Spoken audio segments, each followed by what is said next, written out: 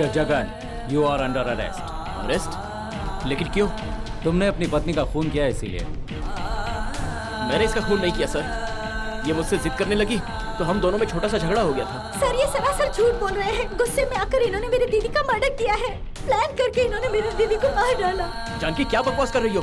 मैं संध्या को क्यों मारूंगा? जगन तुम चुप रहो। आप बताइए मैडम। आज हम सब पार्टी में जाने वाले थे। मैं हॉल में थी और दीदी जीजू के साथ कमरे में अकेली थी।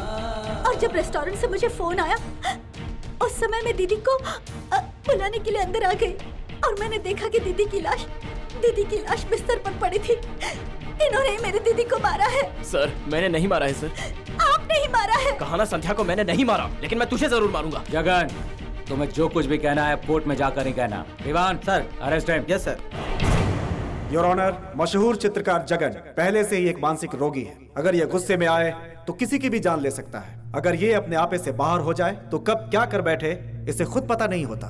ऐसे ही मानसिक हालात की वजह से इसने अपनी बीवी का कत्ल किया है। जो सबूत और गवाह मैंने पेश किए हैं उस आधार पर मैं कोर्ट से गुजारिश करता हूं कि इसे उम्र कैद की सजा दी जाए। योर ऑनर, अगर ये लोग कह रहे हैं तो मैंने ही अपनी बीवी को मारा होगा। इन्हीं हाथों से मैंने उसे मारा। उसकी सांसें रुकने तक उसे मारा। मैं अपनी बीवी को क्यों मारूंगा? हम दोनों एक दूसरे से बहुत प्यार करते थे। मैंने नहीं मारा। मैंने अपनी बीवी को नहीं मारा। Order order order. केस जरा पेचीदा किस्म का हो गया है। मुजरिम जगन ने गुस्से में आकर अपनी पत्नी का खून किया, ये कोर्ट मानता है। साथ में ये भी मानता है कि इसका मानसिक संतुलन ठीक नहीं है, इसलिए इसे हॉस्पिटल भेज दिया जाए। कोर्ट पुलिस को आदेश देता है कि इस पर निगरानी रखी जाए।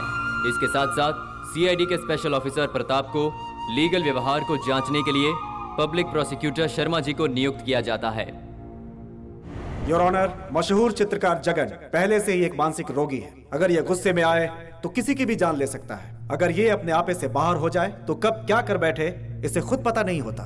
ऐसे ही मानसिक हालात की वजह से इसने अपनी बीवी का कत्ल किया है। जो सबूत और गवाह मैंने पेश किए हैं उस आधार पर मैं कोर्ट से गुजारिश करता हूं कि इसे उम्र कैद की सजा दी जाए। केस जरा पेचीदा किस्म का हो गया है। मुजरिम जगन ने गुस्से में आकर अपनी पत्नी का खून किया, ये कोर्ट मानता है। साथ में ये भी मानता है कि इसका मानसिक संतुलन ठीक नहीं है, इसलिए इसे हॉस्पिटल भेज दिया जाए। कोर्ट पुलिस को आदेश देता है कि इस पर निगरानी रखी जाए। इसके साथ साथ सीआईडी के स्पेशल ऑफिसर प्रताप को लीगल व्यवहार को जांचने के लिए पब्लिक प्रोसिक्यूटर शर्मा जी को नियुक्त किया जाता है। आइए वकील साहब। Good evening doctor. Good evening. Please be seated. Thank you. He is mister Michael, sub inspector of police. Hi. आपसे मिलकर खुशी हुई सर। जगन के ट्रीटमेंट में और कितना समय लगेगा? अभी तक हम इस केस में किसी भी फैसले पर नहीं पहुंच पाए हैं। उसके पागलपन में कोई भी कमी नहीं आई है। आप ही सोचिए कि जो शख्स अपनी बीवी का खून करने से नहीं कतराता हो उसका साइकोलॉजिकल बैलेंस कितना बिगड़ा हुआ होगा। कानूनी दावपेच से बचने के लिए ये एक अच्छा पैतरा हो सकता है, इसीलिए वो पागलपन का नाटक कर रहा है। बिल्कुल सर। करोड़ों रुपया घपला करने वाले मंत्री से लेकर गली के गुंडे तक इसी फार्मूले का इस्तेमाल करते हैं सर। हाँ, लेकिन ये केस जब से मैंने अपने हाथों में लिया है तब से मैं उसे ऑब्जर्व कर रहा हूँ। लगता है जैसे उसे कोई बात खाई जा रही हो। आप उसे एक पेशेंट की नज़र से देख रहे हैं, लेकिन हम कानून की नज़र से देख रहे हैं। मैं उससे एक बार मिल लूंगा तो पता चल जाएगा कि वो सच में पेशेंट है या कानून का मुजरिम। क्या मैं एक बार उससे मिल सकता हूँ? यहाँ लफड़ा, यहाँ महा लफड़ा, और बीच में मैं ब्रेक डांस कर रहा हूँ। साहब लोग दिमाग चलाने नहीं देते, डिस्टर्ब करते हैं। हाँ सर बोलिए। वो रूम नंबर 3 के पेशेंट जगन को जरा यहाँ लेकर आइए आप। वो रूम में रहता है तो कैसा बर्ताव करता है? तब भी वो वैसी ही हरकत करता है। वो पागलपन की हरकत नहीं है, ओवर स्मार्ट है। मैं बाहर से यही बातें सुनकर आ रहा हूँ। पेंटिंग के अलावा और क्या करता है? कुछ खास नहीं, अकेला बैठकर सोचता रहता है।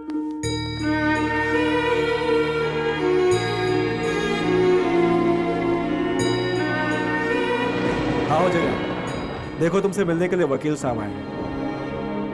क्या हुआ, पहचाना नहीं? ये लॉयर शर्मा जी हैं। हाय जगन।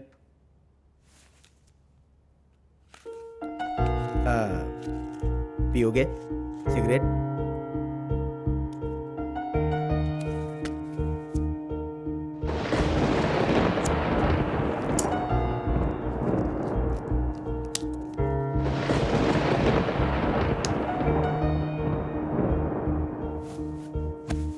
क्या बात है जगन, कमरे में अकेले रहने की वजह से तुम्हें इरिटेशन होती है? मुझे यहाँ क्यों बुलाया है, पहले ये बात बताओ।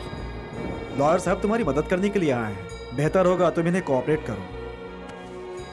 मदद क्या करेंगे? मुझे पागल साबित करेंगे क्या? और अगर नहीं साबित किया तो मुझे जेल भेज देंगे।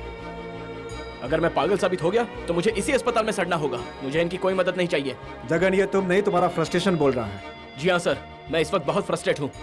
मेरे साथ ना इंसाफी हुई है, इसलिए मैं फ्रस्ट्रेट हूँ। तुम बेकार में गुस्सा हो रहे हो, तुम्हारी तबीयत ठीक नहीं है। जी हाँ सर, जो भी कहूँगा सच कहूँगा। ये मुझे बचा लेंगे ना? प्लीज सर, मैं इनके साथ जाना चाहता हूँ। प्लीज सर, प्लीज सर, मुझे जाने दीजिए प्लीज। धोखेबाज, तुम लोग सब एक जैसे हो। मैं तुम्हें मार डालूंगा। तमाशा बना रखा है, ले जाओ इसको।